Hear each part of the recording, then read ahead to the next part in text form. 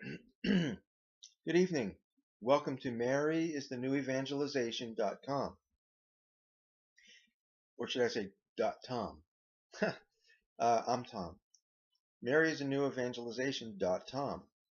But that won't work on your computer. But anyway, the Franciscan town university Catholic subculture. Let's put it that way. Subculture at Franciscan University. That also extends into the town because the people who work at Franciscan live in the town. Okay, so as we know, because we all went to school there, it's a pretty heavy-duty spiritual climate. The majority of the students attend daily mass. They're praying the rosary. They're going on mission trips. They feed the homeless. They pray at the abortion clinic. A lot of the students do. They are in households. They have festivals of praises. So they're very active, I guess, in their faith. A lot of expression of faith there on the campus. That obviously attracted me to the school. And obviously theology is very important there. They have theology majors there. They do produce, there's vocations, priests, nuns that, are recruited pretty much from Steubenville. So,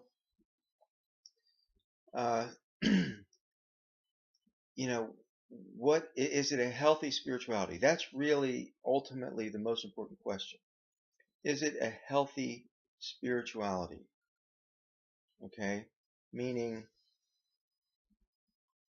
is this something that is a good experience and is beneficial in your life,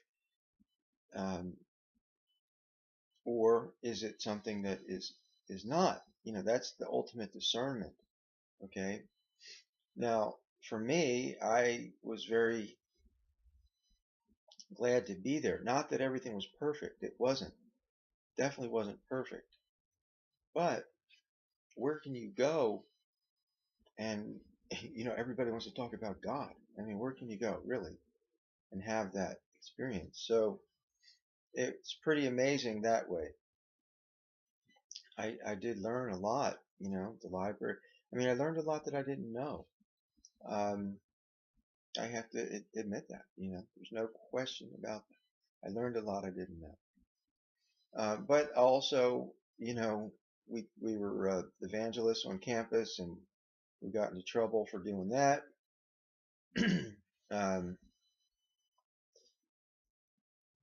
So there was a certain amount of, encouraging spirituality, but they also, put restrictions on it too.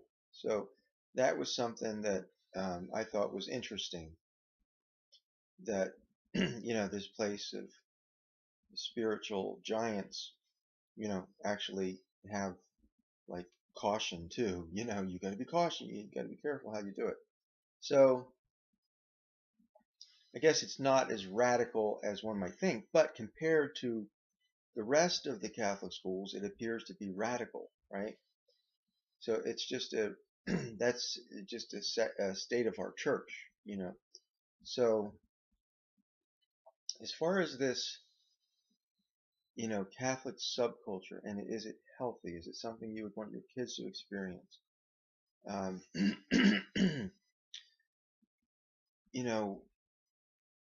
I think here's an example. Here's a perfect example. Last year, I was in town, and I was, with the Knights of Columbus. I was evangelizing. I was trying to be an active part of the community there in Steubenville. And one of the things that went on was there was a super moon one night, if you remember that, and there were just some amazing star constellations and wonderful things happening in the skies. And a friend of mine has this high tech telescope, and he owns property right there in Steubenville. So I was gathering people together and trying to get kids to come to check out the constellations. So the one for the supermoon, I advertised, let's see if Mary is on the moon, like it says in Revelation 12. The woman with the moon under her feet and the star, the crown of 12 stars on her head. So I said, come on out, we'll see if we can see the Blessed Mother on the moon. You know, yeah, okay. Normally kids would get excited about that, right? And then I said something about, and we'll see if the angels are watching us from the stars. So anyway, I'm still hearing about that to this day, that, I'm telling people that Mary lives on the moon and the angels live on stars. And this is being used against me, okay? Like there's something wrong with me. Why would I ever say that? How could I ever say such a weird thing? And it's like analyzed and scrutinized and thought about, and people are actually pondering, what I was saying about Mary on the moon and the angels on the stars. When the reality is, I never said it. I just read what was in Revelation 12. That's all. Do with it what you want. But in the country where I spend a lot of time, the people out in the country are a lot different, because when I told them that Mary's on the moon and the angels are watching us from the stars, they actually kind of like, yeah, that they like that. It was something that appealed to them. It wasn't something that scandalized them or got them all upset or anything like that. These kids were like, wow, yeah, it was exciting for them. Very, very exciting. So, and then the little boy started saying things about the Blessed Mother, and it was just beautiful, when you see God in creation, you see the beauty of the Lord in creation, the beauty of the Blessed Mother in creation, the beauty of angels in creation. And these children, they totally loved it. They were so, faith filled about it. It was a lot of fun. So, but not in Steubenville. No, you can't talk like that in Steubenville, because why? That's the big question. Why would something like that turn into a complete theological inquisition? Okay, in Steubenville. I mean, really? uh, so this is what I read about Thomas Aquinas, Saint Thomas Aquinas, that he was the top theologian of his day, and he wrote and wrote and wrote and wrote. And he also was like brilliant, and I guess he was very holy. Well, he said that people who disagree with the church, meaning him, okay, should be given the chance to repent. And if they don't repent, they should be executed, handed over to the civil authorities for execution. So they called that someone who would believe in heresy or teach something heretical, something against what they believed at the time. They were killed. And Thomas Aquinas thought that was quite appropriate. So, um, okay, so where do when we hear about Muslims killing Christians because they left the Muslim faith, we're like grossed out by that, right? Well, they're accusing that Christian of heresy, okay, for renouncing Muhammad or whatever. So they're going to kill him. Why is it any different than what Thomas Aquinas promoted? And apparently it has happened other times in church history. Okay, so, the free thinker society need not apply here. I mean, this to me is very disturbing because Jesus Christ had already come to this earth. And we're talking about, what, 1200 years later? Um, so,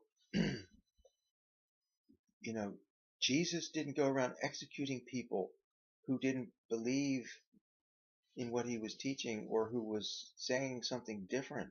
Okay? Peter said, Jesus, you don't have to do it that way. Oh, I'm going to execute you, Peter. No, we didn't say that. Okay? So, what is the point here?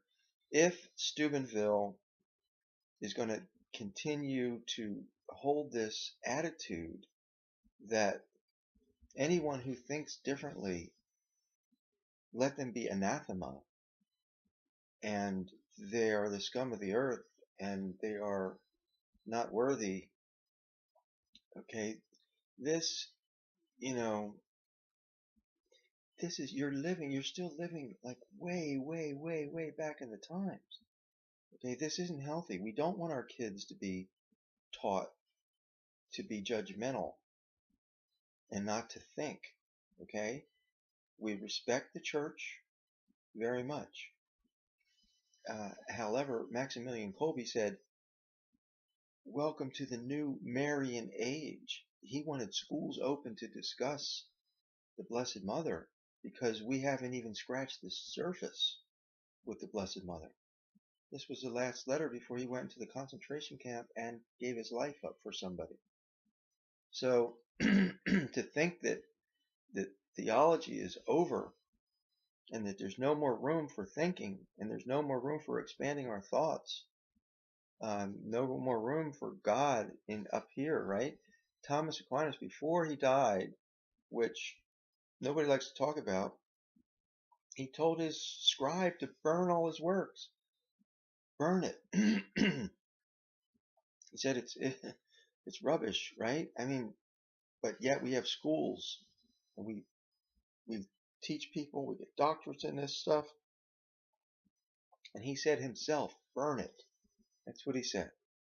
So, you can't blame him in the sense if we're going to continue to,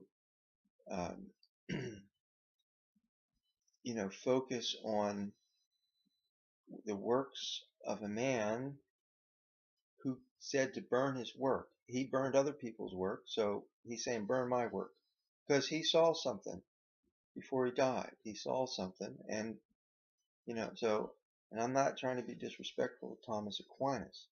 All I'm saying is when we become so narrow-minded that we stifle people from thinking, we stifle the imagination of children. I think we got to take another look, really, at where we are theologically. I really do. And let's move beyond theology to the heart. Let's see how we treat people. This is really the test of your theology.